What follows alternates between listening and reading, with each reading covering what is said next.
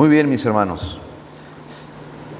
Pueden ubicarse en 2 Corintios capítulo 3. El título del mensaje es Santificados contemplando la gloria del Señor. Para aquellos que toman nota, la verdad que hoy es un gran desafío, hermanos, el que tenemos. Yo oré mucho al Señor para que pueda estar sumamente concentrado en el sermón, como siempre, pero el texto que tenemos es complejo. De hecho, me sorprendió muchísimo cuando lo estudié, porque es un tesoro tan completo, es un tesoro tan preciado el que tenemos allí en 2 Corintios capítulo 3, y que lamentablemente aquellos que llevamos mucho tiempo de creyente, a veces lo pasamos por alto, lo ignoramos. Y me pasó eso, me di cuenta que durante mucho tiempo ignoré un pasaje tan profundo, tan crucial para mi vida en relación a la etapa en la que yo me encuentro. Nosotros estamos, si sos un verdadero creyente, en este preciso momento vos te encontrás en una etapa de la vida cristiana o en una etapa de tu preciosa salvación en Cristo que se llama la santificación. ¿Qué significa eso? Que el Señor está transformándote a vos y vos estás trabajando en pos de ser cada vez más santo, cada vez más conformado a la imagen de Cristo.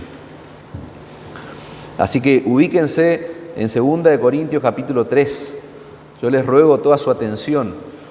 Vamos a ver cosas que seguramente las conocés o ya las escuchaste si sos un creyente de hace mucho tiempo, y si sos un creyente de hace poco tiempo, muchas cosas te van a llamar la atención o te van a sorprender, pero no importa. Yo voy a asumir que todos estamos hambrientos de la palabra de Dios, no importa los años que tengamos. Amén.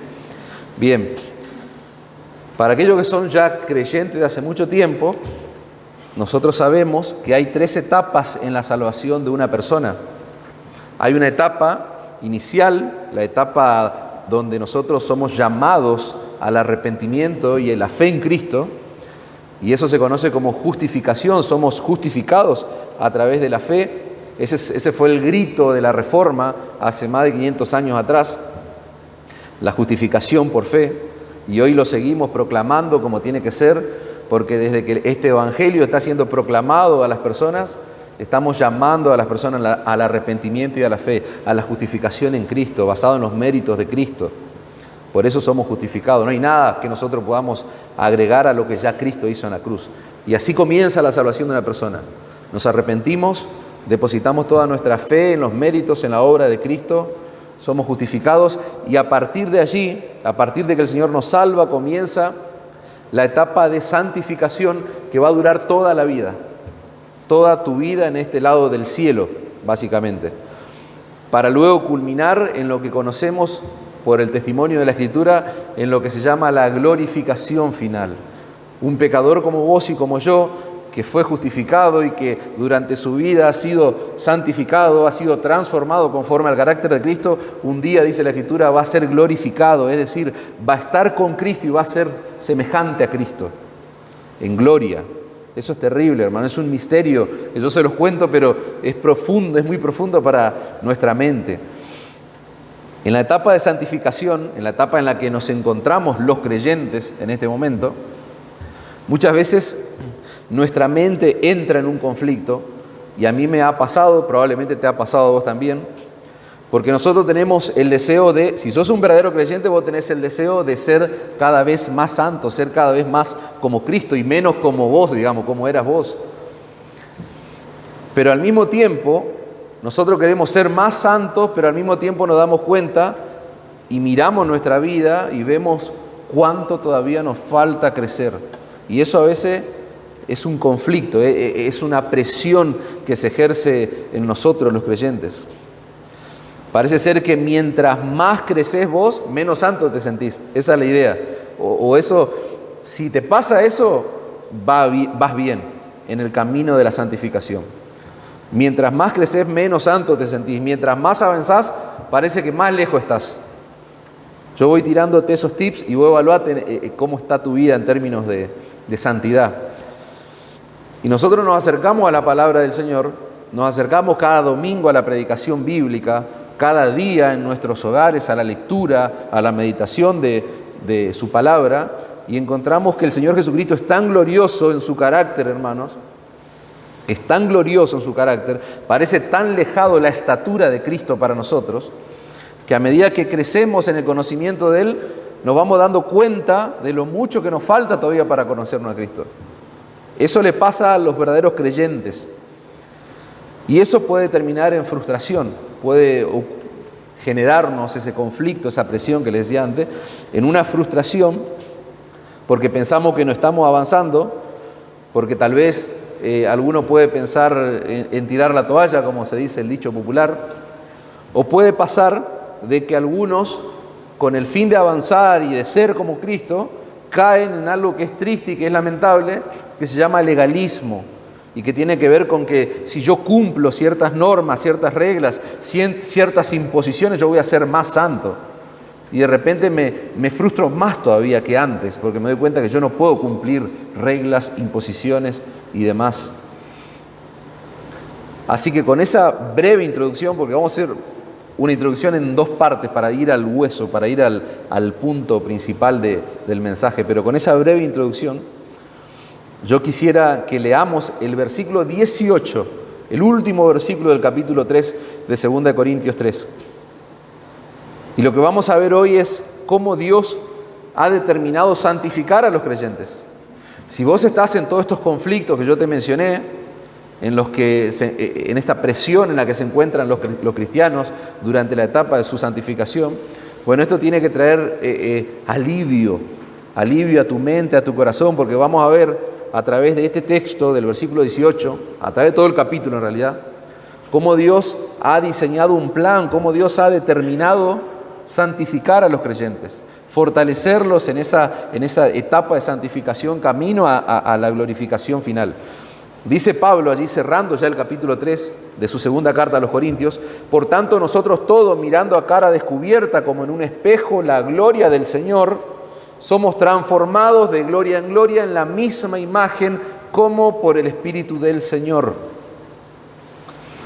Antes de meternos de lleno en ese texto, que ahí está el tesoro, o sea, ese es el tesoro que yo le digo que tal vez hemos descuidado durante mucho tiempo, o hemos ignorado, o lo hemos pasado por alto. Para entender y desarrollar en profundidad este versículo, nosotros necesitamos ver un poquito el contexto en el cual Pablo cierra este capítulo. Nosotros necesitamos entender qué tema viene tratando Pablo allí en el capítulo 3. Pablo está mostrándole a los corintios la superioridad, anoten allí, presten atención hermano, la superioridad del nuevo pacto en Cristo en contraste con el antiguo pacto. Repito, Pablo le está enseñando acerca de la superioridad. Pablo le está diciendo, el pacto, el nuevo pacto que tenemos en Cristo es superior al antiguo pacto. Y ahora vamos a ver rápidamente qué es esto de antiguo pacto y nuevo pacto, para entender más en profundidad el pasaje. El antiguo pacto, hermanos, es el pacto que Dios hizo con su pueblo, con Israel. Es la forma en que Dios se relacionaba con Israel en el Antiguo Testamento. Nuestra Escritura, nuestra Biblia, está dividida en dos cánones, podemos decir, Antiguo Testamento, Nuevo Testamento. Y lo que marca ese punto de inflexión es Cristo, es el nacimiento de Cristo, es el arribo de Cristo a este mundo. Entonces, cuando hablamos de Antiguo Pacto, que es el tema que Pablo está tratando, repito, estamos hablando de ese pacto que Dios hizo con Israel en el pasado, la manera en cómo Dios se relacionó con el pueblo de Israel. Y eso lo vemos en el Antiguo Testamento. Cuando Dios le entrega, por ejemplo, las leyes a Moisés, cuando Dios le entrega sus mandamientos allí en el monte Sinaí, vamos a ver allí en el libro de Éxodo está relatado eso. Y cuando hablamos de nuevo pacto, estamos hablando de la manera en cómo Dios se relaciona con su pueblo, con la iglesia. Ya cambiamos ya de terminología, ya hablamos de la iglesia de Cristo como su único pueblo. ¿A partir de qué? A partir de la obra redentora de nuestro Señor Jesucristo. Eso marca un nuevo pacto. Cristo, Dios relacionándose con su iglesia, con su pueblo, a partir de la obra de Cristo. Y Pablo pone en contraste viejo pacto y nuevo pacto. Y lo que él hace en el capítulo 3 es mostrar que este nuevo pacto es ampliamente superior al antiguo pacto. El antiguo pacto era un ministerio de condenación, era un ministerio de muerte, no de salvación como el nuevo pacto. Nosotros vamos a ver que, y la Escritura lo dice, y Pablo, así en la pluma de Pablo, él está mostrando a los corintios las implicancias, podríamos decir, del viejo pacto. Fíjense, por eso él va a escribir en el verso 6 y va a contrastar el viejo con el nuevo. Va a decir, 2 Corintios 3:6, Dios nos hizo ministros competentes de un nuevo pacto, no de la letra, sino del Espíritu. ¿Por qué? Porque en el viejo pacto, en el antiguo pacto, la letra mata, dice Pablo, mas ahora en el nuevo el Espíritu vivifica. Cuando Pablo habla de la letra, allí en ese versículo, él se está refiriendo a la ley de Moisés que Dios reveló allí en el monte Sinaí. Lo que Pablo está diciendo es que esa letra de la ley, es decir, los 10 mandamientos que Dios le dio a Moisés allí para el pueblo de Israel, esos mandamientos, esa letra, sin la ayuda del Espíritu Santo, no tiene ningún tipo de poder, no tiene ningún tipo de eficacia, lo que está diciendo Pablo. ¿Para qué? Para salvar a alguien. La ley no puede ayudar a nadie para obedecer a Dios, para alcanzar la salvación. Un autor dice, en vez de ser una fuente de vida, esa ley en realidad es un documento de muerte. Esa ley que Dios le da a Moisés en el antiguo pacto es un documento de muerte, es un documento de condenación. Y dice este autor, no porque haya algo malo en la ley, sino porque el problema está en nosotros. Y eso no lo dice un hombre, lo dice la palabra de Dios. Cuando Pablo le va a escribir a los romanos en el capítulo 7, en el versículo 7, Pablo va a decir que la ley, a la verdad, es santa. El mandamiento, hablando de la ley dada por Dios allí a Moisés, la ley es santa, el mandamiento es santo, justo y bueno. Y si avanzás allí en el capítulo 7 romano, en el verso 14 va a decir, la ley es espiritual, ahora yo soy carnal. Mas yo, dice Pablo, soy carnal, yo soy vendido al pecado. Entonces el problema no está en la ley, necesariamente el problema está en nosotros, el problema está en el hombre. Todo lo que la ley ordena es correcto, pero nuestra naturaleza es pecaminosa, se resiste a obedecer la ley de Dios. Hace un paneo, recordá, trae a tu memoria allí el decálogo, los 10 mandamientos. ¿Y qué hay de malo en eso? O sea, ¿dónde está el error? El problema no está en la ley, el problema está claramente en nosotros. Como dice un predicador, Dios es bueno y eso es un gran problema, es una mala noticia. ¿Cómo que Dios es bueno va a ser mala noticia? Porque nosotros no somos buenos, porque nosotros somos pecadores, nosotros tenemos una naturaleza pecaminosa que se resiste a obedecer la ley de Dios. Por eso se transforma en un documento de muerte para nosotros, es un documento de condenación. La ley no nos provee de ningún recurso para resolver la rebeldía de nuestro corazón. Tenemos un corazón rebelde que ama, que se inclina al pecado, y la ley no nos da recursos para resolver eso. Me gusta porque leyendo, estudiando acerca de esto, encontraba una ilustración sumamente interesante. La ley es como uno de esos letreros que uno encuentra en la ruta cuando va viajando.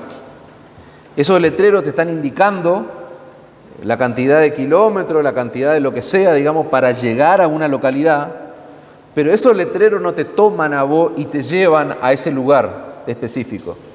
Bueno, así es la ley de Dios. La ley de Dios nos está indicando, nos está mostrando algo, pero no nos toma y nos lleva a ese lugar, al destino. Y ahí es donde entra, precisamente en ese punto, creo que se entendió la ilustración, es ahí donde entra en juego la obra que hace el Espíritu Santo en el nuevo pacto. ¿Se entiende? Ahí es donde nosotros tenemos que ver el obrar del Espíritu Santo en el nuevo pacto, en Cristo, que tiene como eje central la obra redentora de Cristo. El Espíritu Santo no solo imparte nueva vida en el corazón del pecador, sino que también nos provee todos los recursos que nosotros necesitamos para obedecer a Dios. Si vos sos un creyente, vas a notar un antes y un después en tu vida. Un antes donde lo que menos te interesaba era obedecer a Dios. Vos vivías de espaldas a Dios, pero a partir de que Dios hace una obra de regeneración en tu corazón, cuando Él te llama a la salvación, cuando Él te declara justo por la fe en Cristo, las cosas hay un después. ¿Por qué? Porque vos empezás a amar de repente lo que Dios ama, vos querés obedecer a Dios y te das cuenta en el proceso de santificación que tu obediencia no es perfecta, pero el punto es que tu obediencia sea sincera. Y esa es la reflexión o la meditación que nosotros debemos tener en esos momentos donde tal vez nos frustramos, entre comillas, porque vemos que avanzamos, pero la meta parece ser cada vez más lejos. Lo que hace el Espíritu Santo es regenerar nuestro corazón al punto de que queremos obedecer a Dios ahora. El Espíritu Santo nos provee de los recursos que necesitamos para llegar a la meta, no de manera perfecta, como le dije, pero sí sinceramente, de manera sincera. Por eso el Evangelio, y nosotros somos enemigos de esa idea o de esa filosofía que se metió en el mundo evangélico, de que el Evangelio es para el que está perdido solamente. No, yo necesito el Evangelio, hermano, para ser cada vez más santo. Lo necesito para ser salvo, pero lo necesito para ser cada vez más santo, y ahora vamos a ver en eso. Porque nosotros estamos siendo transformados, dice el texto, de gloria en gloria. Nosotros estamos siendo santificados contemplando la gloria del Señor. ¿Y dónde vamos a contemplar en su máximo esplendor la gloria del Señor? En el glorioso Evangelio de la cruz. Necesitamos del Evangelio. El nuevo pacto es superior, decíamos, hermanos. ¿Por qué? Porque es un pacto de vida, no es un pacto de condenación, es un pacto de salvación. No como el antiguo pacto, que era un pacto de muerte. El nuevo pacto es superior, hermanos, porque muestra claramente lo que en el antiguo pacto estaba escondido, estaba oculto. Por eso es un pacto superior. Todo aquello que era un misterio en el antiguo pacto, todo aquello que estaba velado, todo aquello que estaba oculto, en el nuevo pacto se revela de manera clara, de manera precisa, de manera contundente, hermano. Principalmente, ¿qué cosa? Todo lo que está relacionado con la persona y con la obra de nuestro Señor Jesucristo. Los creyentes en el antiguo pacto sabían que Dios iba a enviar a un Salvador. ¿Por qué? Porque Dios usó sus profetas. Los profetas anunciaban a las personas que Dios iba a enviar un Salvador. Los creyentes del antiguo pacto, ellos tenían información acerca de Jesús, acerca del Mesías prometido, acerca de la obra que el siervo de Jehová iba a llevar a cabo. Pero esa información, hermanos, con la cual los creyentes del antiguo pacto contaban, no era del todo clara, no era completa, por decirlo de alguna manera, porque estaba impartida allí a los creyentes del antiguo pacto por tipos. Un tipo en la Escritura, esa palabra tipos, en la Escritura son figuras, están mostrando una realidad espiritual a la gente, una realidad espiritual futura. La información con la que contaban los creyentes del Antiguo Testamento era información a través de simbología, a través de rituales, a través de ceremonias. Pero en el nuevo pacto, hermano, la gloria de Dios se revela de manera completa en la persona y en la obra de Cristo. En la persona y en la obra de Cristo. ¿Te das cuenta la superioridad del nuevo pacto? ¿Te das cuenta lo precioso que es el nuevo pacto en Cristo? Por eso que Pablo va a escribir allí el versículo 7 de nuestro capítulo, 2 Corintios 3, 7, dice: y si el misterio de muerte, grabado con las letras en piedra, fue con gloria, esto es el antiguo pacto, tanto que los hijos de Israel no pudieron fijar la vista en el rostro de Moisés a causa de la gloria de su rostro, la cual había de perecer. Ahora vamos a entrar en detalle en eso. Escuchad lo que dice el verso 8. ¿Cómo no será más bien con gloria el ministerio del Espíritu? Eso es el nuevo pacto. Porque si el ministerio de condenación, ese ministerio de muerte del antiguo pacto donde hubo gloria, ¿por qué? Porque vamos a ver que esa gloria se reflejó en el rostro de Moisés, lo que está diciendo Pablo, una luz incandescente. Dice, si en el ministerio de condenación fue con gloria, mucho más abundará en gloria el ministerio de justificación. Mucho mayor será la gloria del nuevo pacto, podríamos decirlo. Pablo está haciendo alusión, hermanos, en ese relato, en ese contraste entre el nuevo y el viejo pacto, está haciendo alusión a un episodio muy conocido de la historia de Israel, donde Moisés le hace un pedido muy particular a Dios. Así que yo le invito a que busquen Éxodo capítulo 33, versículo 18. En Éxodo capítulo 33 vamos a ver que Moisés le hace un pedido bastante ambicioso a Dios y muy llamativo. Moisés le va a decir en el verso 18, Señor, te ruego que me muestres tu gloria. Yo lo único que quiero es ver tu gloria, quiero verte, es lo que le está diciendo Moisés. Moisés no se conformaba con ver una nube, no se conformaba con una columna de fuego. No, él quería ver la gloria de Dios, él quería verlo a Dios. Y en Éxodo 33, 19, fíjense lo que el Señor le va a responder. El Señor le dice, yo haré pasar todo mi bien, toda mi bondad, dice la Biblia de las Américas.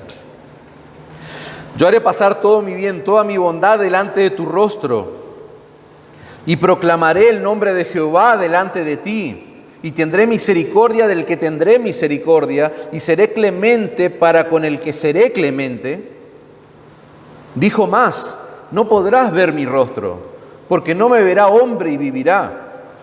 Y dijo aún Jehová, he aquí un lugar junto a mí, y tú estarás sobre la peña, y cuando pase mi gloria yo te pondré en una hendidura de la peña, y te cubriré con mi mano hasta que haya pasado. Después apartaré mi mano, y verás mis espaldas, mas no se verá mi rostro, dice el Señor. Pablo está haciendo en su carta alusión a este episodio que se relata allí en Éxodo 33. Dios le está hablando a Moisés claramente, por lo que nosotros leemos, en un lenguaje que Moisés pueda entender. Fíjense que Dios está usando elementos que a Moisés le son familiares. ¿Por qué? Porque Dios está usando atributos humanos que Él se lo está asignando a sí mismo, como por ejemplo la mano, las espaldas, la espalda, perdón. Nosotros sabemos que la Escritura misma dice que Dios es espíritu, por lo cual Él no tiene piernas, Él no tiene brazo, no tiene mano, no tiene espalda, no tiene cara. Eso es una figura que nosotros encontramos allí en la Escritura. Eso es para que Él se está comunicando con Moisés en un lenguaje que Él pueda entender. Lo que Dios le está diciendo a Moisés en este pasaje, hermanos, es que solo le va a permitir tener una visión parcial de su gloria. Yo te voy a tapar el rostro y de repente después te voy a descubrir y vos vas a vislumbrar algo, mis espaldas. Vas a vislumbrar, vas a tener una visión parcial de mi gloria. Miren lo que sucedió cuando Moisés tuvo esa visión parcial de la gloria de Dios. Éxodo 34, 29. Y aconteció que después de que ocurre eso, Moisés desciende del monte Sinaí con las 2 tablas del testimonio en sus manos.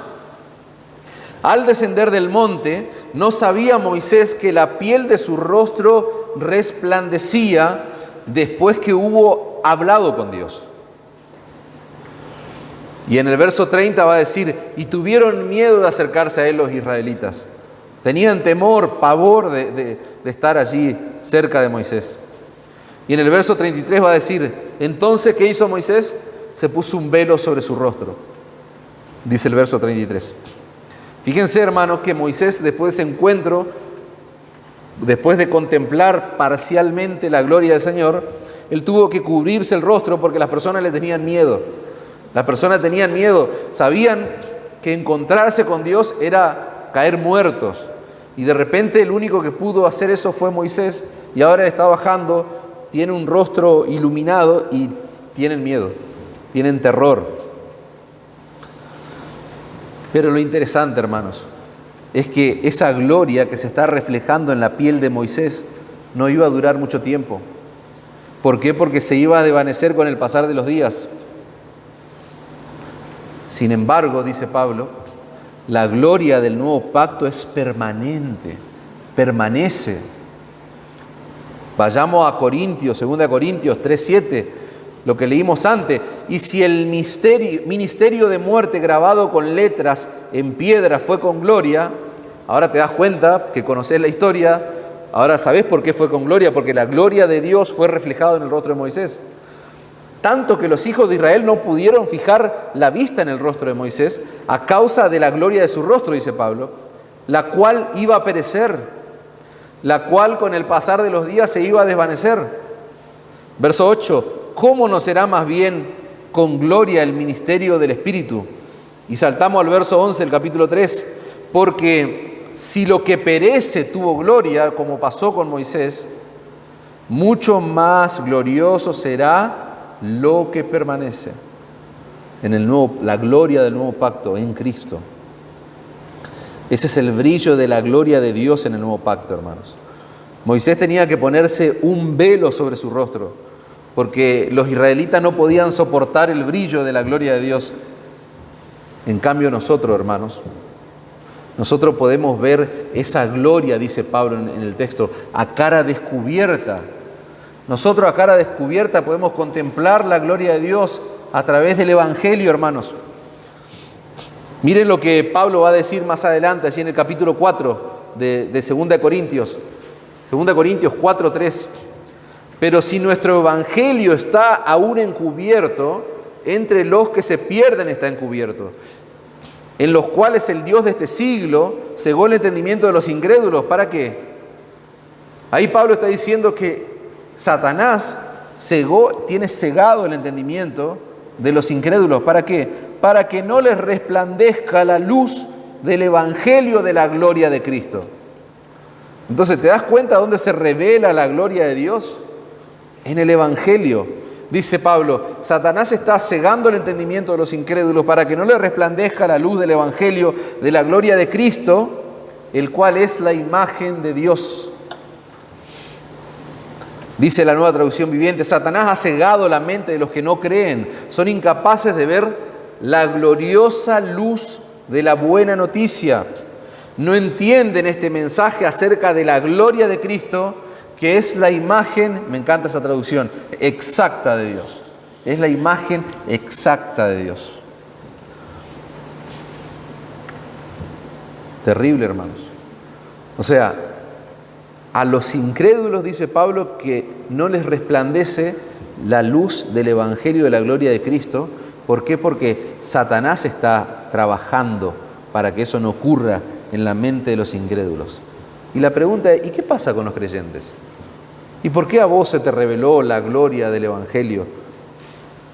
La luz del Evangelio en la gloria de Cristo. ¿Qué pasa con los creyentes? ¿Qué hizo Dios con los creyentes? A diferencia de lo que ocurre con los incrédulos.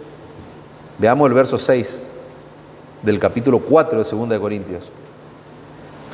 Porque Dios, hermanos, que mandó que de las tinieblas resplandeciese la luz, Él es Dios, hermano, el que resplandeció en nuestros corazones para iluminación del conocimiento de la gloria de Dios en la faz de Jesucristo.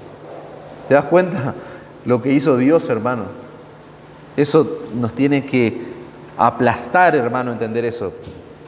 Pablo está contrastando, les dije antes, esa experiencia que tiene Moisés con nuestra experiencia. En el capítulo 3 y capítulo 4, él está haciendo una comparación de la experiencia de Moisés con nuestra experiencia, hermano. Moisés le vio la espalda a Dios, decíamos allí, Éxodo 33.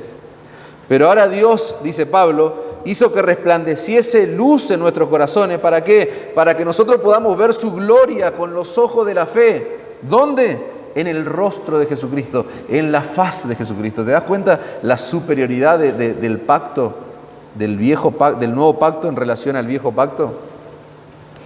Moisés figurativamente pudo ver una gloria parcial, pudo ver una fracción, una migaja de la gloria de Dios.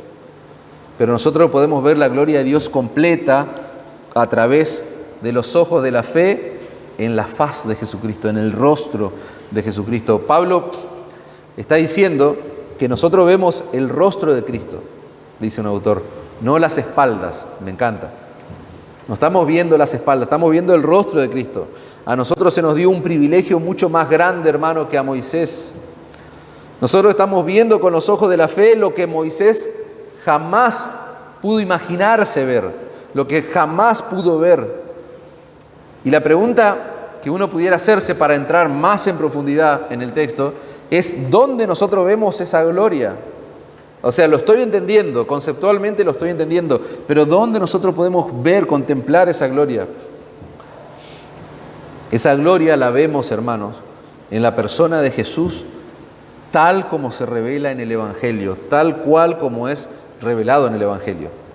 Es contemplando la gloria de Cristo revelado en el Evangelio que los creyentes somos transformados, somos santificados, somos fortalecidos, hermanos, para caminar en santidad, caminar hacia la meta, hacia la esperanza que nosotros tenemos.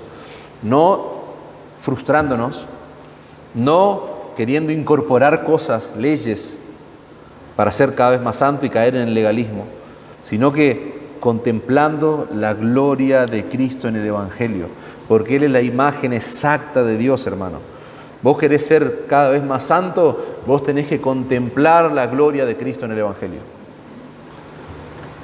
Con ese trasfondo, hermano, que yo le acabo de desarrollar, y sería como una segunda introducción que les dije antes, yo quisiera leer de nuevo nuestro texto, así lo entendemos mejor. Versículo 18. 2 Corintios 3:18. Por tanto, ahora fíjense que ahora su comprensión va a ser diferente. Yo le apuesto a eso. Y si alguien me dice que no, levante la mano, por favor. Por tanto, nosotros todos. Ahí ya hay un contraste, hermanos. Vamos a ir interrumpiendo la lectura para yo mostrarles algo.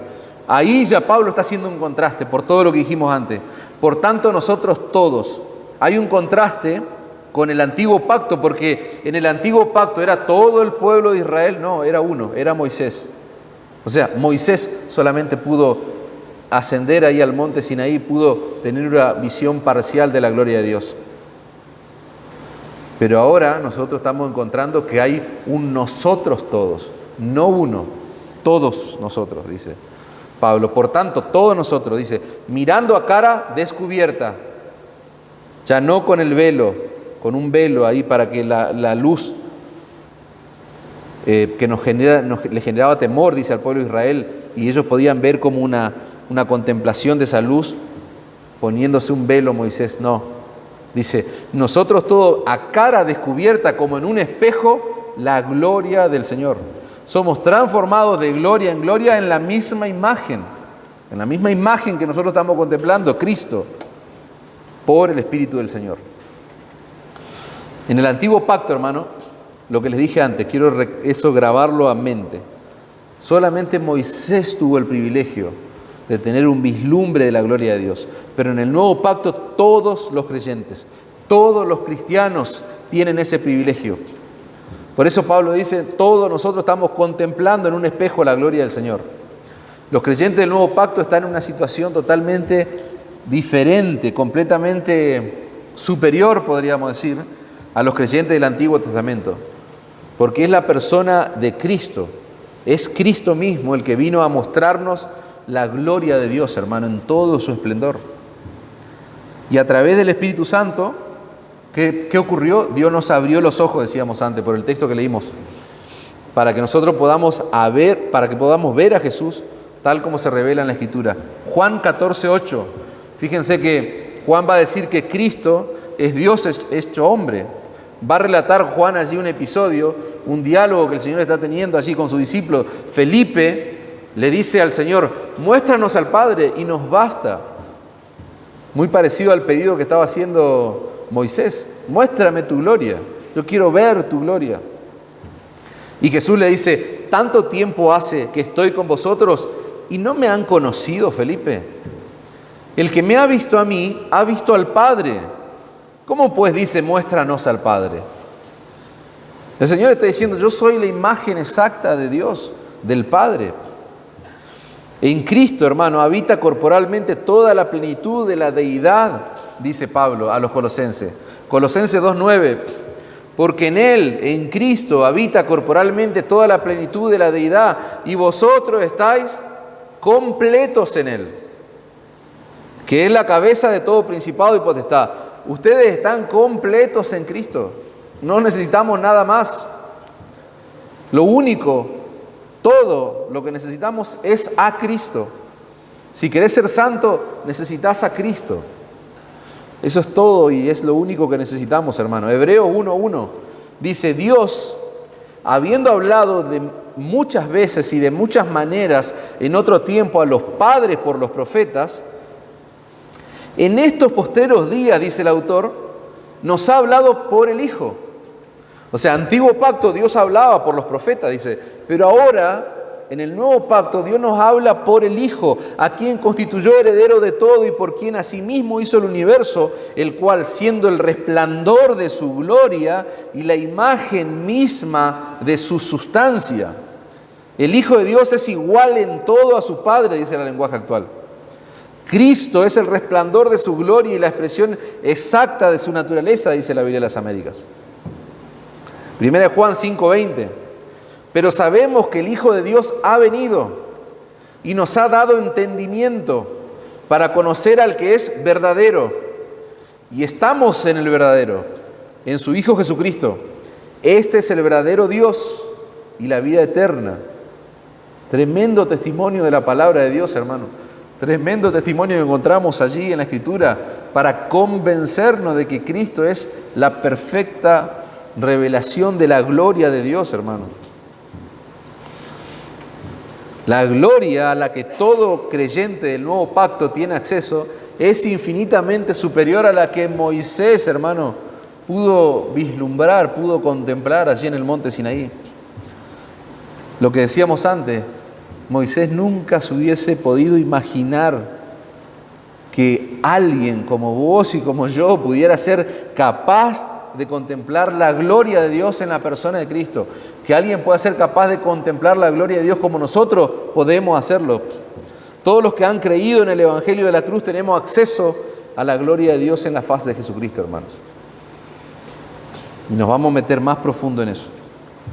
Dice un autor, nuestra experiencia es muy diferente a la que tuvo Moisés, porque no estamos hablando de una manifestación física, no estamos hablando de una manifestación que podamos ver con los ojos de la cara y que hace brillar literalmente nuestra piel. Lo que él está diciendo es que Moisés tuvo una manifestación física, le afectó su rostro, el exterior de su cuerpo. Pero dice, nuestra experiencia es muy diferente, pero es superior. Es una experiencia, dice, muchísimo mejor, porque es la gloria de Dios que nosotros podemos vislumbrar con los ojos de la fe al creer en todo lo que Dios ha revelado en el Nuevo Testamento acerca de la persona y la obra de nuestro Señor Jesucristo. Ahí está el punto. La gloria a la que nosotros tenemos acceso es superior a eso, porque nosotros estamos creyendo en lo que Dios dejó escrito en las páginas del Nuevo Testamento. Nosotros estamos creyendo en lo que Dios nos reveló de su Hijo Jesucristo y de la obra que Él iba a llevar a cabo en la cruz. Cuando el Evangelio de Cristo, hermano, está siendo predicado y el Señor viene al corazón del pecador y de repente dice, sea la luz, ese hombre o esa mujer comienza a ver lo que antes no veía. Cuando Dios hace una obra en nuestro corazón, comenzamos a ver que nuestro Señor Jesucristo es hermoso, tiene una hermosura incomparable, incalculable, hermano. Una gloria que opaca completamente el brillo de cualquier cosa de este mundo, hermano. Ese proceso de transformación que se inicia cuando Dios quita el velo, cuando Dios nos quita la ceguera, para que podamos ver la gloria de Cristo revelada en el Evangelio, ese proceso continúa avanzando exactamente como empezó, contemplando la gloria de Cristo. Cuando un pecador se arrepiente, ¿saben por qué se arrepienten los pecadores? Y van corriendo a Cristo, porque ven lo miserable que son y ven lo precioso de la cruz. Es como que vos te estés ahogando y yo tenga un salvavidas y vos vas a ver precioso salvavidas y vas a clamar para que te lo tire. Y eso es lo que pasa. El pecador, ocurre algo sobrenatural, que el pecador ve la gloria de Dios en la faz de Jesucristo, en la proclamación del Evangelio. Y eso que el pecador ve, esa gloria, es la misma gloria la que sigue transformándonos y conformándonos en el proceso de santificación. Esa gloria que empezó, que vislumbró nuestra mente y nuestro corazón, es la que nos sigue transformando, hermano. Todos los creyentes del nuevo pacto tienen acceso a la gloria de Dios en la faz de Jesucristo, pero Pablo nos enseña, hermano, que al contemplar esa gloria, dice el texto, somos transformados. Dice, por tanto, nosotros todos, mirando a cara descubierta como en un espejo la gloria del Señor, somos transformados de gloria en la misma imagen, como por el Espíritu del Señor. Fíjense otra vez el contraste entre los dos pactos. El pueblo judío, hermano, los israelitas del antiguo pacto, dijimos que ellos veían la gloria de Dios a través del reflejo que había en el rostro de Moisés. Pero dice Pablo, los creyentes del nuevo pacto tienen el privilegio de ver esa gloria como en un espejo. Y eso es una ilustración sumamente interesante. ¿Por qué? Porque ¿qué significa eso? La idea que Pablo está comunicándole allí a los corintios, hermano, lo que Pablo quiere comunicarles es que se trata de la contemplación que nosotros estamos haciendo es más intensa que la que ocurrió en el antiguo pacto. Es más personal, es más directa. Y para entender ese pasaje nosotros pudiéramos leer las palabras que dice Santiago en el capítulo 1, versículo 23. Dice, porque si alguno es oidor de la palabra, pero no hacedor de ella, este es semejante al hombre que se considera en un espejo su rostro natural. Pablo está hablando de un espejo en nuestro texto. Y Santiago está hablando de un hombre que observa su rostro en un espejo, donde no hay ningún intermediario entre él y el reflejo de su espejo. Cuando vos te mirás en un espejo, es una mirada directa, es una mirada personal, es una mirada inmediata, podríamos decir. Vos lo que haces es agarrar un espejo, te lo ponés frente a la cara y no hay nadie que se interponga entre vos y el espejo. Estás vos contemplando tu rostro en un espejo. Eso es lo que Pablo quiere transmitir con esta figura, hermanos. Los israelitas, dice un autor, los israelitas del antiguo pacto veían el brillo de la piel de Moisés indirectamente y a través de un velo. Escuchen esto, me encanta. Pero los creyentes del nuevo pacto, dice, pueden ver esa gloria en forma abierta, en forma explícita. ¿A través de qué? A través del Nuevo Testamento, a través de la Escritura, podríamos agregarle nosotros. Nosotros tenemos, dice este autor, nosotros no tenemos que estar interpretando qué significan los rituales, no tenemos que estar interpretando qué significan las ceremonias del Antiguo Testamento para tratar de discernir lo que todo eso nos enseña acerca de la obra de Cristo y acerca de la obra de la cruz. ¿Por qué nosotros no tenemos que estar discerniendo todos esos tipos, esas figuras? Porque nosotros vamos, hermano, al Nuevo Testamento, nosotros abrimos la Escritura, vamos a la palabra de Dios y ahí se nos revela claramente quién es Cristo, quién es Jesús a través de las páginas de la Escritura, hermano. Ahí se nos revela claramente de una forma explícita y perfecta qué fue lo que Él vino a hacer para salvar a pecadores. Ese es el espejo, hermano. Nosotros estamos contemplando como en un espejo, no hay nada que se interponga. Nosotros estamos viendo. Ese es el espejo en el que nosotros podemos contemplar la gloria de nuestro Señor. ¿Qué espejo? La Sagrada Escritura, la Biblia. Ese es el espejo, hermano.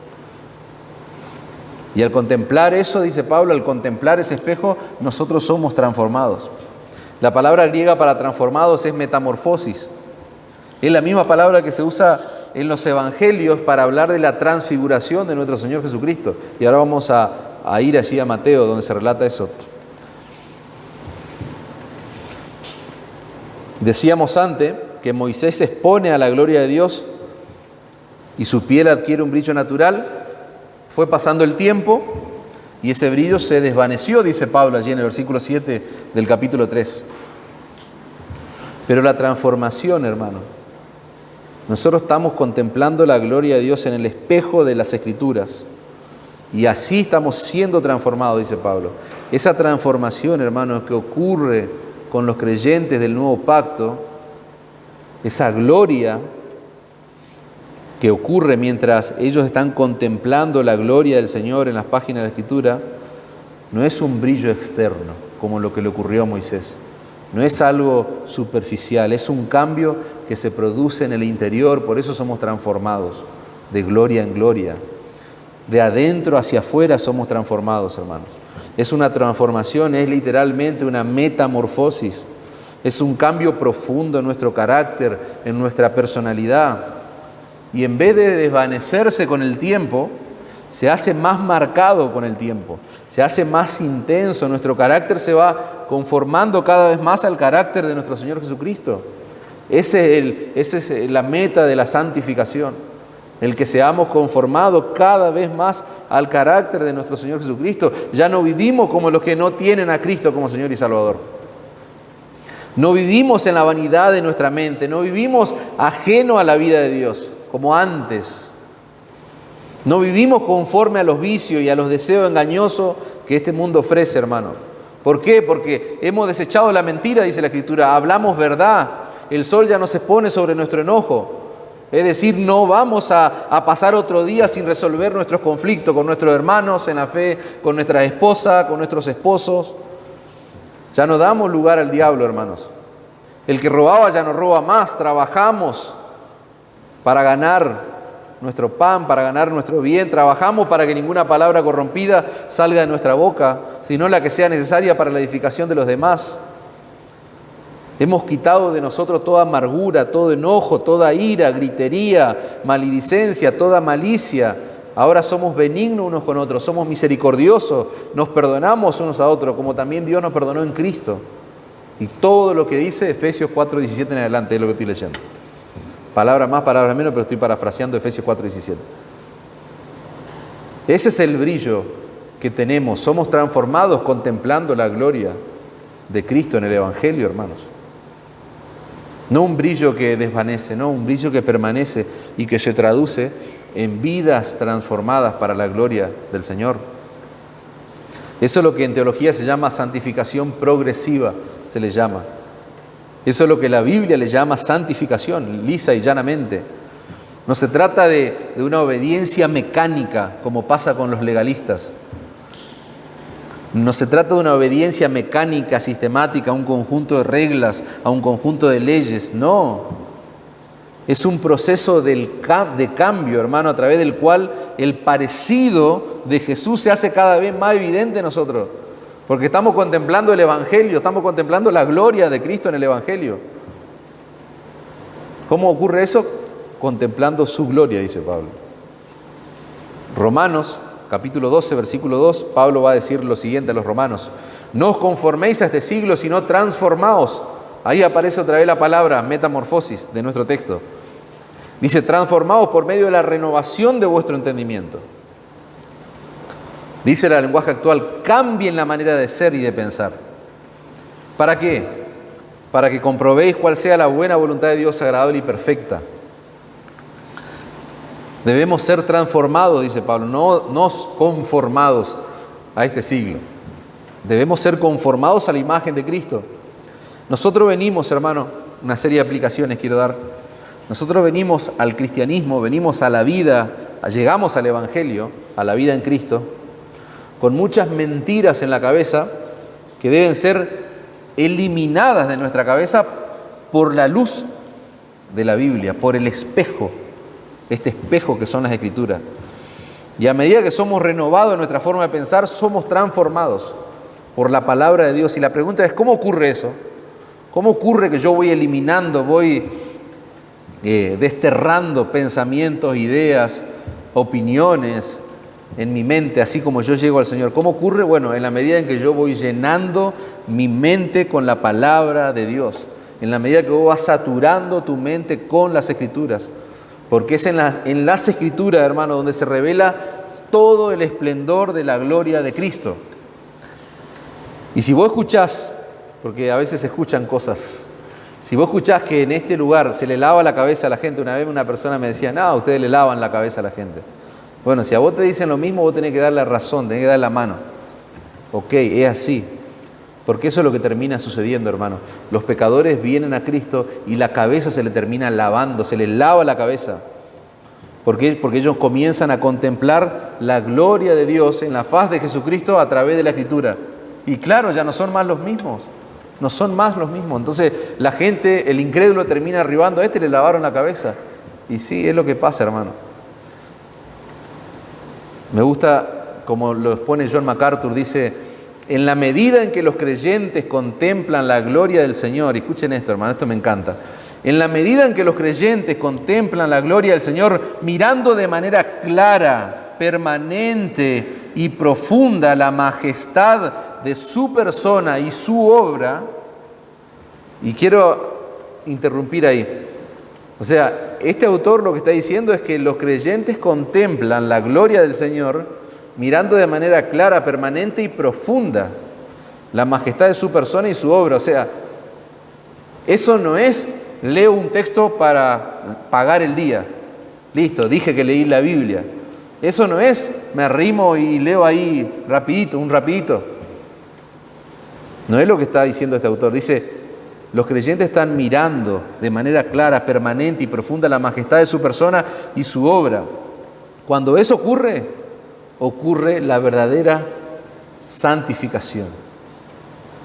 Cuando el creyente está contemplando la gloria del Señor a través de la Escritura, el Espíritu Santo toma a ese creyente cuyo corazón está centrado en Cristo, dice MacArthur, y lo eleva de un nivel de gloria al siguiente nivel de gloria. Estamos siendo transformados, dice Pablo, de gloria en gloria, contemplando a cara descubierta por un espejo, que es la palabra de Dios, hermano. Pero no ahí, o poniendo el dedo, a ver hoy, tax, ¿qué voy a leer? Ah, listo. No. De manera clara, de manera permanente, de manera profunda, yo estoy contemplando la persona y la obra de Cristo en mi vida de santificación, en el proceso de santificación. Otra aplicación, hermanos, con todo lo que nosotros acabamos de decir y de ver, se dan cuenta que la tarea de un pastor nunca puede ser pararse en un púlpito, en un lugar como este, y endulzar el oído de la gente, endulzar el oído de los creyentes. Nunca la tarea de un pastor puede ser esa. Dar una charla motivacional, hacer terapia psicológica como se hace en nuestros días, dar una charla de autoayuda, 5 puntitos para que vos pase al otro nivel. La tarea de un pastor no es venir a la iglesia y hablar lindo, hermanos. La tarea de un pastor es exponer las Escrituras de tal forma, escuchen esto, de tal forma que todos los creyentes que están congregados en ese lugar puedan ver más claramente la gloria y la hermosura de nuestro Señor Jesucristo. Esa es la tarea de un pastor. Ese es el trabajo de un pastor, de llevar a la iglesia, llevar a los creyentes a ver de manera clara y profunda la hermosura de Cristo. Amén. La tarea de un pastor es hacerle ver a los creyentes que en el mundo entero, hermano, no hay nada más lindo que Cristo. Ese es el trabajo. Nosotros tenemos que orar, hermano, para que tengamos pastores así, tengamos hombres que trabajen para mostrarnos que no hay nada más bello, más glorioso que Cristo en este mundo. El Señor Jesucristo es infinitamente hermoso, es más glorioso de lo que nuestras mentes pueden concebir, hermano. Y aún de lo que los labios de un hombre como un pastor pueden expresar. Siempre decimos que el más erudito, el más excelso teólogo se queda corto en describir a Cristo. Pero oremos, nosotros tenemos que orar en nuestros hogares, hermano, para que cada vez que nos reunamos como iglesia, cada domingo, podamos contemplar juntos el brillo de la gloria de nuestro Salvador, que es superior al brillo de cualquier cosa en este mundo. Eso es lo que debe ocurrir, hermano. Por eso nosotros tenemos que orar para que ese brillo ya lo empecemos a contemplar cuando estamos cantando el Evangelio. Que mientras adoramos, o sea, no venimos a cantar acá zaraza, cumbia cristiana, rock cristiano. No, venimos a cantar el Evangelio, hermano. Por eso somos cuidadosos con las canciones que cantamos, con los himnos que entonamos, porque estamos cantando el Evangelio y lo que queremos es contemplar el brillo de la gloria de Dios. Y mucho más, por supuesto, cuando se predica y se expone la palabra. Volviendo a nuestro pasaje, hermano, lo que Pablo está diciendo en nuestro texto es que los creyentes somos transformados, resumiendo, contemplando a Cristo en toda su hermosura. Es la admiración por la persona de Jesús lo que transforma al creyente. Es la admiración por Cristo y su obra lo que nos va transformando cada vez más en la vida cristiana. Y otra aplicación interesante, me gusta lo que dice un autor, dice: todo el mundo termina pareciéndose al objeto de su adoración. Por eso es necesario entender que es nuestra adoración, es nuestra admiración a la persona y a la obra de Cristo lo que nos va transformando. ¿Por qué? Porque, según lo que dice este autor, yo me termino transformando en el objeto que yo adoro. Dice, todo el mundo termina pareciéndose al objeto de su adoración.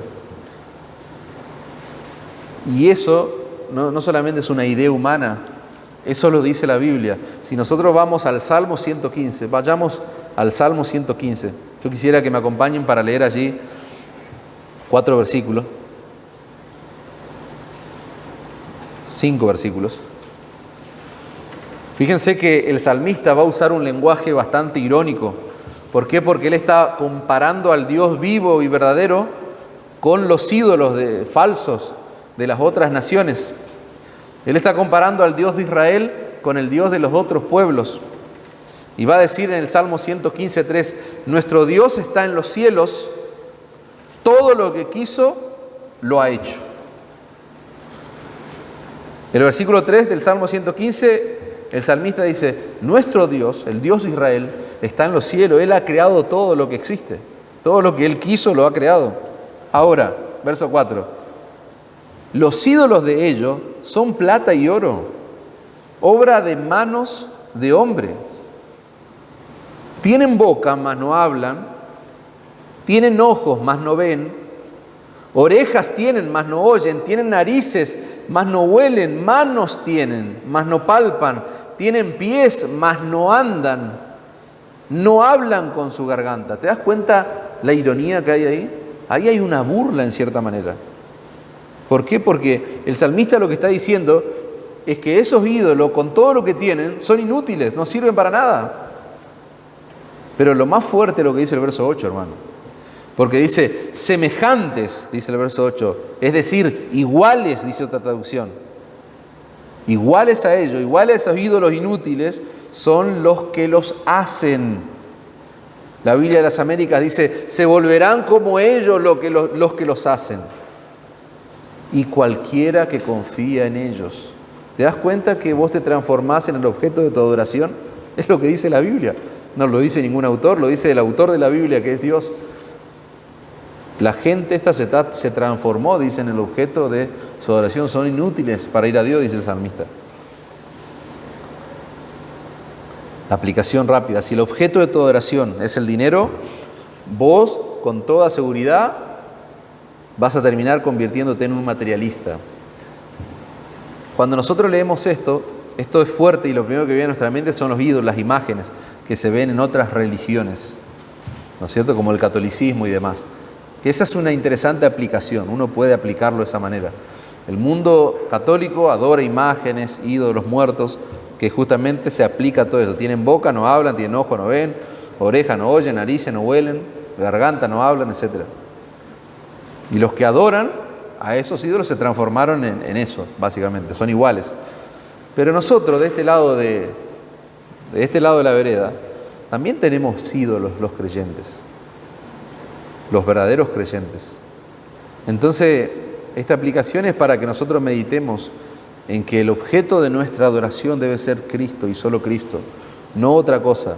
Y repito, la aplicación que dije antes, si el objeto de tu adoración es el dinero, vas a terminar convirtiéndote en eso que adorás, un materialista. Si el objeto de tu adoración es todo lo que este mundo te ofrece y te dice que tenés que tener, vas a terminar convirtiéndote en ¿quién? Una persona superficial, que lo que ve quiere tenerlo. Una persona mundana. Si el objeto de tu adoración sos vos mismo, vas a terminar convirtiéndote en un ser desagradable. Nadie quiere estar con aquellos que se adoran demasiado. ¿Quién quiere estar con un egoísta? O decime, a mí me encanta estar reunido con gente egoísta. No, hablan de sí mismos todo el tiempo. Ellos son el centro, el eje del mundo. Pero si Cristo, hermanos, si Cristo es el objeto de nuestra adoración, lo que nos garantiza la palabra de Dios es que poco a poco vamos a ser transformados a su semejanza, vamos a ser conformados a su carácter. ¿Perfectos vamos a ser? Perfectamente no. Pero esa transformación va a ser sincera. El Espíritu Santo va a contristar allí tu espíritu, tu corazón, cuando peques, y vas a ir al arrepentimiento, vas a ir al Evangelio. Si Cristo es nuestra adoración, repito, hermanos, vamos a ser transformados conforme a su imagen. Lo que va a ocurrir, hermano, cuando todos nosotros lleguemos al cielo, es que vamos a contemplar la gloria de Jesús como nunca antes lo habíamos visto. Esa va a ser la glorificación final. Y cuando nosotros veamos esa gloria de manera inmediata, dice la Escritura, vamos a ser transformados a su imagen. Ver a Cristo en el cielo o verlo a Cristo venir a buscarnos, lo que llegue primero, va a resultar en una transformación completa nuestra. Ahí vamos a ser verdaderamente transformados. Primera de Juan 3:2. Amados, ahora somos hijos de Dios y aún no se ha manifestado lo que hemos de ser. Pero sabemos que cuando Él se manifieste, seremos semejante a Él porque le veremos tal como Él es. ¿Te das cuenta de eso, lo que dice la palabra de Dios? Cuando Él se manifieste, cuando vos te encuentres con tu Salvador, vas a ser semejante a Él porque le vas a ver tal como Él es. Y todo aquel que tiene esta esperanza, dice en Él, escuchá esto, todo aquel que tiene esta esperanza se purifica a sí mismo como Él es puro. Vos te das cuenta que esa esperanza de que un día lo vamos a ver a Cristo allí en la gloria, esa esperanza de que un día seremos como Jesús, está actuando ahora en esta etapa que decíamos antes, en la etapa de santificación, está actuando en vos. Esa esperanza actúa en vos, ¿por qué? Porque dice el texto que el que tiene esa esperanza se va a estar purificando a sí mismo, porque Él es puro, porque Él es santo. Nuestro crecimiento espiritual, hermano, no consiste, repito, en ponernos más reglas. Nuestro crecimiento espiritual está ligado a contemplar a Jesús y su obra en la cruz, con admiración, con adoración. ¿A través de qué? A través de las páginas de la Biblia, a través de la Escritura, hermano. Yo quisiera tener la solvencia. A mí me aplasta esto, hermano. Yo quisiera poder explicarles esto que tengo acá ya para ir acercándonos al final del mensaje. Y oro para que ustedes puedan entender la idea de lo que les voy a decir. En Éxodo capítulo 33 hay un detalle, yo no sé si ustedes se dieron cuenta, pero al principio yo empecé hablándole de los tesoros que hay en la Escritura y que a veces no lo llegamos a contemplar en su profundidad. Y parte de esa tarea es tarea del pastor, para llevar a todo a ver el brillo de la gloria de Dios, ¿no? Pero bueno, en Éxodo capítulo 33 hay un detalle, hay algo que es sumamente interesante en esa historia que nosotros leímos de Moisés, donde él le pide a Dios ver su gloria. Él quiere verlo a Dios. Así que yo le voy a pedir que vayamos, a modo de aplicación quiero hacer esto. Quiero aplicarlo y meternos más en profundidad en el texto, que es 2 Corintios 3:18, pero para contemplar eso yo quisiera ver un detalle de Éxodo 33. El versículo 18, Moisés le dice, te ruego que me muestres tu gloria. Y Dios le responde, yo haré pasar todo mi bien, toda mi bondad delante de tu rostro, y proclamaré el nombre de Jehová delante de ti. Marcá, proclamaré, guardate eso en mente. Y proclamaré el nombre de Jehová delante de ti. Y tendré misericordia del que tendré misericordia, y seré clemente para con el que seré clemente. Dijo más, no podrás ver mi rostro porque no me verá hombre y vivirá. Dijo aún Jehová, he aquí un lugar junto a mí, y tú estarás sobre la peña, y cuando pase mi gloria yo te pondré en una hendidura de la peña y te cubriré con mi mano hasta que haya pasado. Después apartaré mi mano y verás mi espalda, mas no se verá mi rostro. Esa es la historia, pero anotá allí, marcá en el verso 19, proclamaré el nombre de Jehová delante de ti, es lo que le está diciendo. Yo proclamaré mi nombre, es lo que le está diciendo, es lo que le está diciendo el Señor. Fíjense que el escenario es Moisés pidiéndole a Dios que él quería ver su gloria. Moisés no se conformaba, dijimos antes, con una columna nube, una columna de fuego, no. Él quería ver a Dios, no quería una manifestación de la gloria de Dios. Él quería verlo a Dios mismo, pero Dios le dice, no, Moisés. O sea, no funciona así. No vas a verme a mí. ¿Y qué es lo que hace el Señor? Lo que hace el Señor concretamente es proclamar a Moisés, es proclamar delante de Moisés quién es Él. Le está proclamando el nombre, algo que si vos fueras un judío lo entenderías realmente, por el peso que tienen esas palabras de lo que está diciendo allí. Yo proclamaré el nombre de Jehová delante de ti. Señor, quiero verte. No, lo que voy a hacer es proclamar mi nombre. Eso es lo que le está diciendo el Señor. Moisés quería verlo, pero Dios quería que Moisés lo escuche. A Dios no le interesaba que Moisés lo vea, Dios quería que Moisés lo escuche. Moisés tenía que conformarse con escuchar a Dios. Cuando Moisés quiso verlo, hermano, Dios en su infinita sabiduría le dio lo que él necesitaba para alimentar su fe. ¿Y qué es lo que le dio? Le dio su palabra, no el capricho de Moisés, le dio su palabra. Dios quería que Moisés lo escuche. Eso tenía que ser suficiente para Moisés. Y yo pienso para mí, hermano, y para ustedes, eso tiene que ser suficiente para nosotros, su palabra. Su palabra, por eso te das cuenta de la importancia de la palabra para contemplar la gloria de Dios. Dios le estaba mostrando a Moisés que su palabra es suficiente para que él pueda contemplar la gloria. Nosotros tenemos, hermano, comunión con un Dios que se comunica a través de palabra. Y yo le ruego, hermano, yo estoy temblando acá para poder mostrarle a usted el tesoro que hay acá adentro. Así que presten atención, hermano. Nosotros tenemos un Dios que se comunica con nosotros a través de palabras, hermano.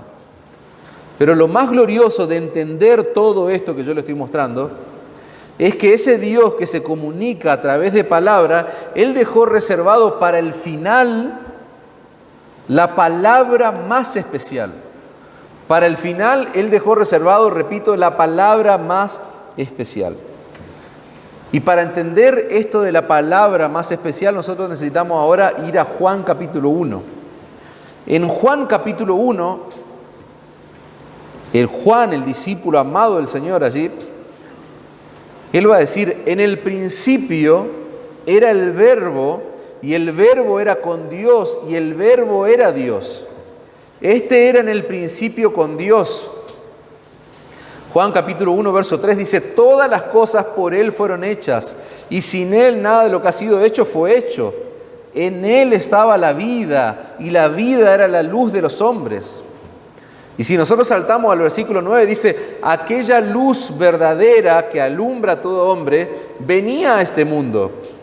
Y saltemos allí al versículo 14, y aquel Verbo fue hecho carne, hermanos, y habitó entre nosotros, y vimos su gloria, gloria como del unigénito del Padre, lleno de gracia y de verdad. Lo que les dije antes, hermanos, los judíos estaban muy familiarizados con esa palabra que aparece allí en Juan, el Verbo, porque esa palabra que la Reina Valera traduce como verbo es una palabra griega que es logos.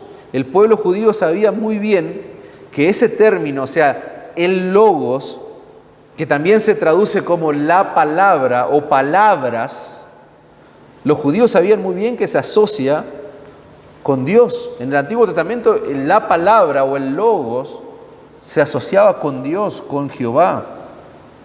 Por eso es muy común encontrar en el Antiguo Testamento expresiones tales como vino la palabra del Señor al profeta X. Y ahí se imparte lo que Dios dice. Vino la palabra. Y yo lo que me pregunto es, ¿qué es lo que hacen las palabras? ¿Qué hace una palabra? Las palabras comunican, las palabras transmiten ideas, las palabras revelan nuestros pensamientos a los demás, las palabras nos dejan ver qué es lo que el otro está pensando. Ese es el resultado que tienen las palabras. Y lo que Juan, hermanos, está diciendo en su Evangelio es que todo lo que Dios quiere expresarnos acerca de sí mismo vino al mundo en forma humana. La palabra se hizo hombre, es lo que está diciendo Juan. En el principio era el verbo y el verbo era con Dios y el verbo era Dios, o sea, el logos era Dios, la palabra es Dios.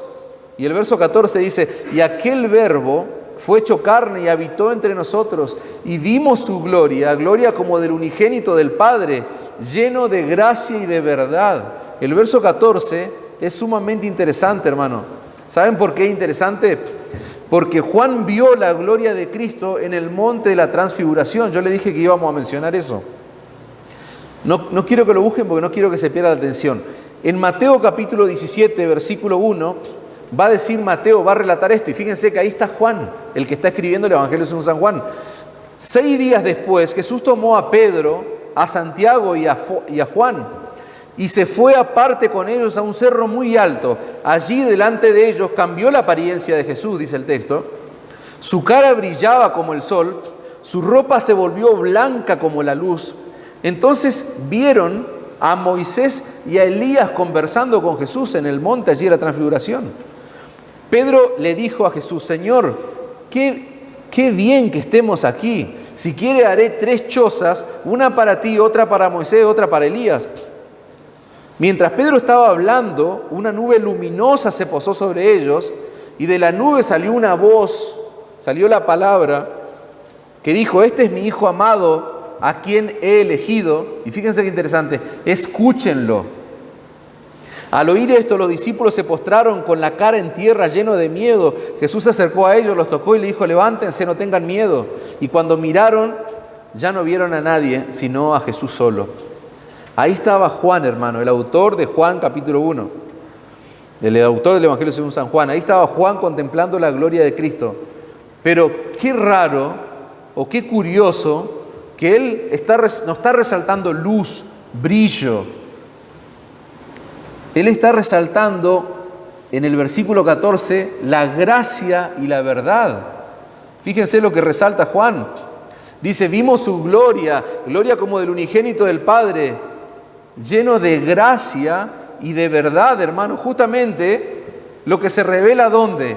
En el Evangelio, la gracia y la verdad de Dios, hermano. La gracia y la verdad son las palabras del Evangelio, hermano. Es ahí donde nosotros vemos la gloria de Dios. Esa palabra, ese logos, dice Juan, estaba con Dios, pero esa palabra era Dios. ¿Y qué ocurrió? Se hizo hombre para revelarnos a Dios. Se hizo hombre para revelarnos a Dios. Y el versículo 18 de Juan 1 dice, a Dios nadie le vio jamás. El unigénito Hijo que está en el seno del Padre, Él le ha dado a conocer. Él ha dado a conocer a Dios. Él ha desplegado toda la gloria de Dios. Y esa enseñanza, hermanos, esto que yo le estoy tratando dentro de mis debilidades, de que ustedes entiendan, es lo que se refleja en el capítulo 1 de Hebreo, que lo hemos leído antes. ¿Qué dice Hebreos 1:1? Dios, habiendo hablado muchas veces y de muchas maneras en otro tiempo a los padres por los profetas, esto es antiguo pacto, dice, en estos postreros días, ¿cómo habló? ¿Cómo se expresó la palabra? En estos postreros días Dios nos ha hablado por el Hijo, dice el autor de Hebreos. Señor, quiero verte, dijo Moisés. No, mi palabra es suficiente. O sea, Dios le proclamó su nombre. Y esa palabra se hizo carne, dice Juan, en la persona de Cristo. Y esa palabra, ese logo que se hizo carne, el verbo que hizo carne, vino a mostrarnos la gloria de Dios. El Hijo de Dios, hermanos, el Hijo es el lenguaje de Dios. Me encanta eso. El Hijo es el lenguaje de Dios, hermano. Es en Cristo y en nadie más donde el hombre encuentra todo lo que necesita. ¿Para qué? Para conocer a Dios. Cristo es el camino. Es Cristo todo lo que el hombre necesita. El Hijo de Dios encarnado, escuchen esto, hermano, es el mejor, es el más claro y el más perfecto lenguaje en el que Dios se comunica con nosotros. Y eso lo podemos descubrir a través de la Escritura, en su palabra. ¿Por qué? Porque Dios inspiró a hombres, hermano. Eso estamos estudiando en el grupo de hombres. Dios inspiró a hombres. ¿Para qué? Para que escribieran la Biblia. Y de esa forma nosotros pudiéramos conocer a través de las páginas a la palabra encarnada. Vos no necesitas ver a Jesús ahora para creer, para meterle los dedos en las heridas, no. Vos necesitas creer en la palabra encarnada que se desarrolla en las páginas de la Biblia. Allí se explica, Dios se encargó de dejar registro de todo lo que nosotros necesitamos creer, hermano. Todo lo que Dios dejó registrado en la Escritura lo hizo con el propósito de que nosotros podamos conocerle a Él a través de la palabra encarnada que es Cristo. Él es el resplandor de su gloria. Y dice la palabra, la expresión exacta, dice la traducción que leíamos antes, ¿de qué? De la naturaleza de Dios mismo, de la esencia de Dios. ¿Te das cuenta por qué nosotros debemos leer la palabra continuamente, leer la Biblia? ¿Por qué nosotros debemos predicar la Biblia? ¿Por qué nosotros debemos meditar en la Escritura? Porque en ningún otro lado, o sea, no vas a contemplar el milagro. ¿Sabe cuánta gente presenció los milagros de Cristo y están en el infierno? ¿Sabe cuánta gente presenciaron los milagros? No. O sea, en la palabra, en la Escritura, en la Biblia, nosotros vamos a contemplar la gloria de nuestro Señor Jesucristo. Así nosotros vamos a alcanzar tener un entendimiento cada vez más claro, cada vez más profundo, hermanos. ¿De qué? De la salvación que nosotros estamos disfrutando en Él. De la preciosa salvación que nosotros disfrutamos en Cristo. Para cerrar, hermanos, consideraciones finales. Si queremos ser transformados y seguir creciendo en santidad, dijimos, debemos contemplar la gloria de Cristo en el Evangelio a través de la Escritura. Tenemos que dedicar tiempo, hermano. Tenemos que trabajar en nuestra administración del tiempo, ¿para qué? Para poder dedicar tiempo a leer la Escritura, a meditar en Cristo, para ver a Jesús en las páginas de la Biblia.